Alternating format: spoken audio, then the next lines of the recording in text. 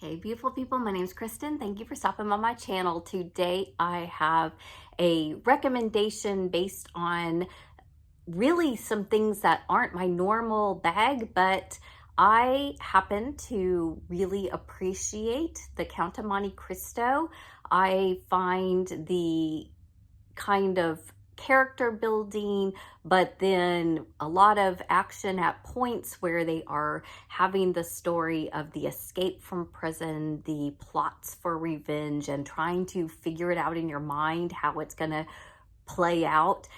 And I also surprisingly really love this series, The Girl with the Dragon Tattoo.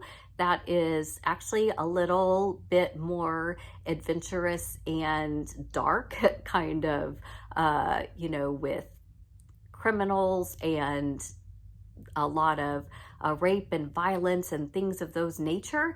That's not normally something that I sit well with. It plays out too well in my mind a lot of times, so I tend to not go too heavy-handed on that, but I really did appreciate those series. So I was thinking about this as I just completed my last series of the Forgotten Library books, the Labyrinth of the Spirits. This is the fourth in the Carlos Ruiz Zafon series. Now, I want to say that the very first one I think can be a standalone, The Shadow of the Wind. This is basically the story of a father who takes his young boy. They've lost the wife, mother, and he's really fearful that he's going to forget her face and forget his mother who passed when he was little. So the dad takes him to this labyrinth hidden library world, and a book chooses him, and he is the now protector guardian. The idea is that this library kind of houses permanently the spirit of the books, and they are kept alive in this Barcelona underground labyrinth, magical, mystical place. And then the boy grows up reading the story and how it ties into his life and speaks into his life and becomes kind of his life. And that's a really, really great story. Now, the second one, I gave it 5 stars. The second one was instantly darker. It had a lot of the criminal, to-dos. It had a lot of the torture, mental illness. You were trying to kind of, figure out what was going on. I found it a little confusing with the new story plots, and I ended up kind of at the end going, okay, but I just gave it 3 stars, which took me a while to then read the third one, The Prisoner of Heaven, but then it was 5-star again. It went back and kind of started tying in some of those storylines to me to make them more family saga, to make them more interconnected, to put more of a purpose behind some of the difficult to read things for me. And I really, really liked it. So I went on to read the 4th one. And I mean, at 800 pages, this is an investment, but this was like the best pinnacle of all of the family drama sagas that you could possibly imagine, wrapping it all up. You had lots of detective work, unsolved mysteries. This got very into basically a series of kidnappings and kind of behind the scenes child selling, if you will. So lots and lots of darkness, y'all. Lots and lots of grittiness and a lot of very drawn out torture kind of scenes that end up happening in this series.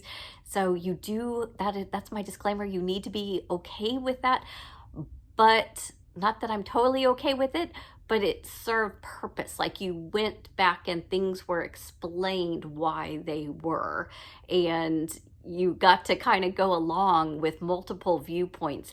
And I will say that the series now has one of my favorite fictional characters of all time, Fermin Romero de Torres. He's He has his own storyline. He goes through a whole lot. He has a lot of adventures and escapes and near brushes with death and sit on the edge of your seat stuff, but he is also the comic relief kind of thing. And I have a philosophy of his that I wanted to share just to give you a little glimpse into some of this writing style and into some of the character development. It says, Furman says, "In life, nothing worthwhile is easy, Daniel. When I was young, I thought that in order to sail through the world, you only needed to do 3 things well. First, tie your shoelaces properly. Second, undress a woman conscientiously. And third, read a few pages for pleasure every day. Pages written with inspiration and skill.